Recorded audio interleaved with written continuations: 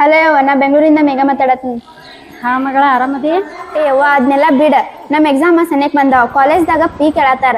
ಅಪ್ಪಾಗ phone ಹಚ್ಚಿರ ಇಂದಲ್ಲ ನಾಳೆರ ತುಂಬ್ತುನು ಅನ್ನತಾನ. ಎಲ್ಲಿದಾನಮ್ಮ? ಇಲ್ಲೇ ಹೊಲ್ದಾಗ ಕೂತಾನ ನೋಡವ. ಏನ್ ಮಾಡೋದು, 4 ದಿವಸ ಆತು ಊಟ ಇಲ್ಲ ನಿದ್ದಿಲ್ಲ. ಮುಗಿಲ್ ಹರ ತಳಗ್ ಬಿದ್ದಂಗ ಮಾಡಾಕ್ತಾನು. ನೀರೇ ಬಂದ್ ಬುದ್ಧಿ ಹೇಳುವ ಒಂದಿಟ.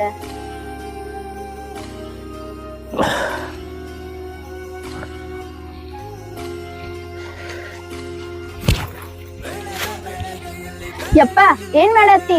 ಏನ್ ಚಿಂತೆ ಮಾಡತ್ತಿ ಅಂತದ?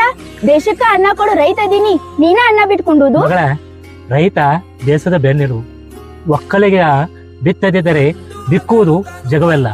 ಇದು ಹೇಳಕ್ಕ ಕೇಳಕ್ಕ ಚಂದ. ಇನ್ನು ನೋಡು ಮಗಳ, ಈ ಮೈಯಾಗಿಂದ ಬೆವರು ಸುರಿಸಿ ಈ ಮಣ್ಣಾಗಿ ನನಕಿಂತ ಯಾತ್ರ ಕಬ್ಬು ಬೆಳೆಸ್ಯಾನ ಮಗಳ. ಇದಕ್ಕೆ ಒಳ್ಳೆ ಬೆಲೆ ಬರ್ತೈತೆ ಅಂತ ಹೇಳಿ ಲಕ್ಷಾಂತರ ರೂಪಾಯಿ ಸಾಲ ಸೂಲ ಮಾಡಿ ಖರ್ಚು ಮಾಡೀನಿ. ಈ ಕಬ್ಬಿಗೆ ಸರಿಯಾಗ ಬೆಲೆ ಕೊಡಾಕ ಸಕ್ಕರೆ ಪೆಟ್ರವ್ರು ಹಿಂದ ಮುಂದ ವಿಚಾರ ಮಾಡಾಕ್ತಾರ.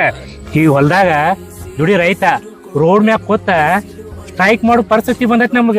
ಹಿಂಗಾದ್ರ ನಮ್ ರೈತರ ಪರಿಸ್ಥಿತಿ ಹೆಂಗ ಮಗಳ? ನನಗ ಚಿಂತೆ ಕಾಡಾಕತಿ. ಅಣ್ಣಾರ್ ಬಂಗಾರ ಮನುಷ್ಯ ಸಿನಿಮಾ ನೋಡಿ ರೈತಕಿ ಚಲೋ ಮಾಡಿ. ಆಗುದಿಲ್ಲ ಅಂದ್ರೆ ಏನೂ ಆಗುದಿಲ್ಲ, ಆಗ್ತೈತಂದ್ರೆ ಎಲ್ಲಾ ಆಗ್ತೈತಿ.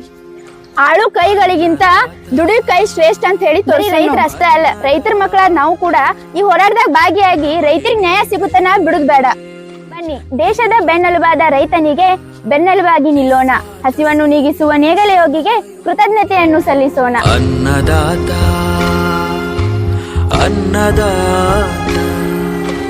ಜನರ ಪಾಲಿನ